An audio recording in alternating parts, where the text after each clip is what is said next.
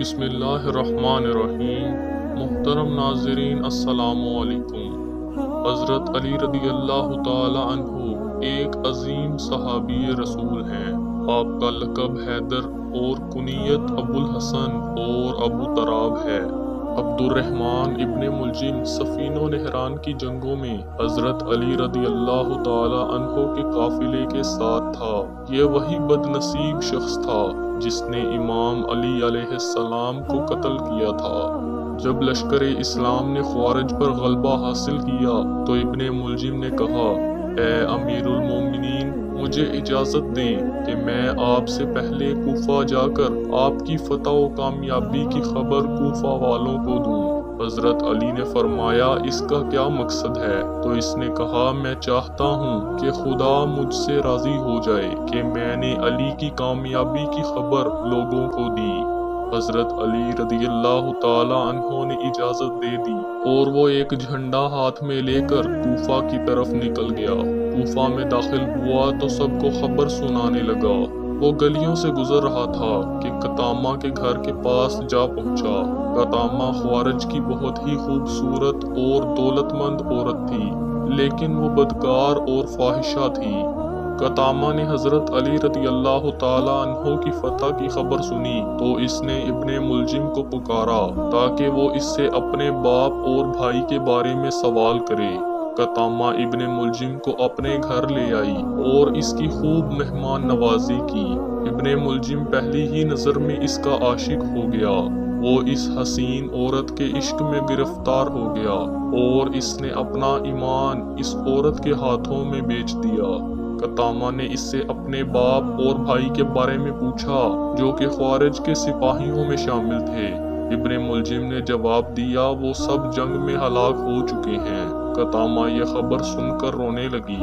وہ کچھ دیر بعد اٹھی اور کمرے میں گئی اور اپنی آرائش و زینت کی اور خوب تیار ہو کر واپس آئی۔ ابن ملجم کا دل اس کو دیکھتے ہی مچل اٹھا۔ اس کا نفس قابو سے باہر ہونے لگا تو اس نے قطامہ سے خواستگاری کی۔ قطامہ نے کہا، اگر تم مجھے چاہتے ہو تو میرا مہر ادا کرنا ہوگا، جو کہ بہت زیادہ ہے۔ ابن ملجم اپنی نفسانی شہوت سے مجبور ہو چکا تھا، اس لیے کہنے لگا، جتنا بھی مہر ہوگا مجھے قبول ہے۔ قطامہ نے کہا، جواہرات اور مشک و عنبر و عطر وغیرہ میرا مہر ہے اور اس کے علاوہ بھی ہے۔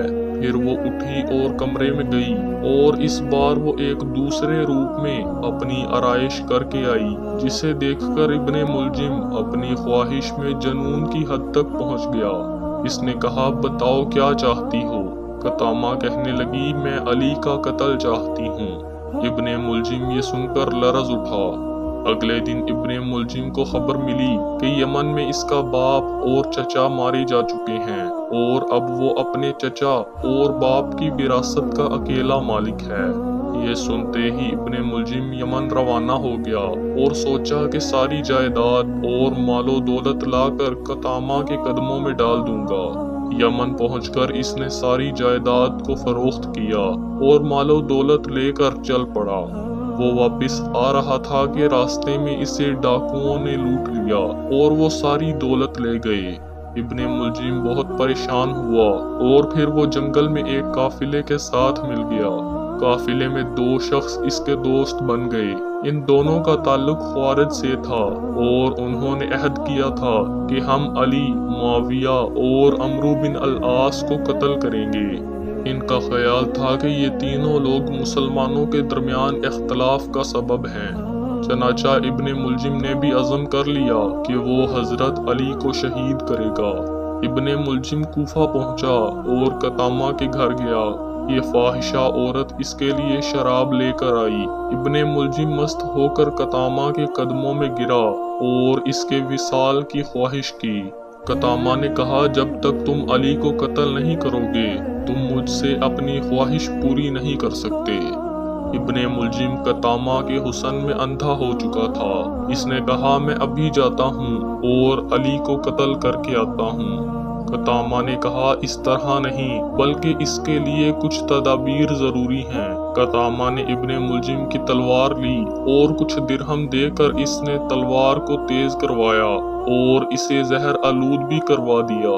جب تلوار تیار ہو گئی تو بدنصیب ابن ملجم نے مسجد کوفہ میں شیر خدا پر نماز کے دوران ایسا وار کیا کہ آپ رضی اللہ تعالیٰ عنہ شہید ہو گئے۔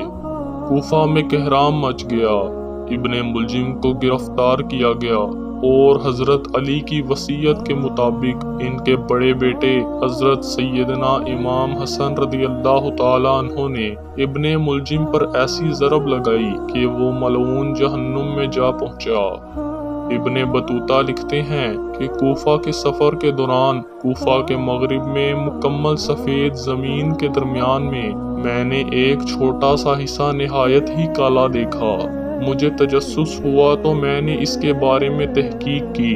اس علاقے کے ایک مکین نے جواب دیا کہ یہ حصہ حضرت علی رضی اللہ تعالی عنہ کے قاتل ابن ملجم کی قبر ہے۔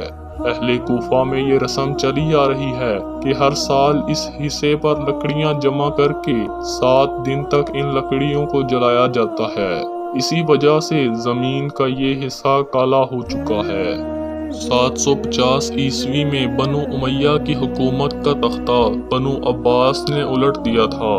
بنو امیہ کا آخری حکمران مروان ثانی نہایت ڈرپوک حکمران تھا جسے ابو مسلم خراسانی نے شکست دی اور یوں بنو عباس کی حکمرانی شروع ہو گئی۔ تاریخی کتابوں میں درج ہے کہ ابو مسلم خراسانی نے بنو عباس کے ابو جعفر المنصور اور اس کے بھائی ابو العباس الصفا کو حکمرانی سونپ دی تھی۔ اس طرح بنو عباس کے پہلے حکمران ابو العباس نے آتے ہی بنو امیہ کا نام و نشان مٹانے کی قسم کھائی اور بہت سے لوگوں کو قتل کر دیا۔ کربلا کے واقعے میں ملوث تمام افراد کی قبریں کھودی گئیں اور سب کو سولی پر لٹکا دیا گیا۔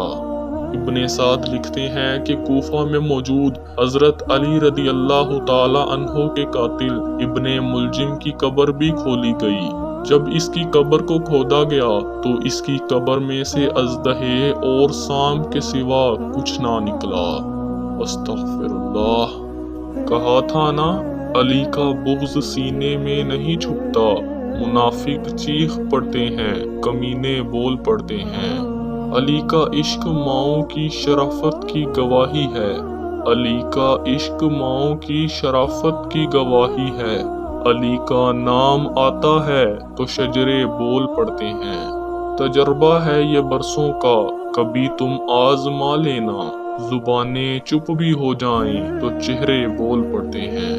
علی کا نام آتا ہے تو شجرے بول پڑتے ہیں۔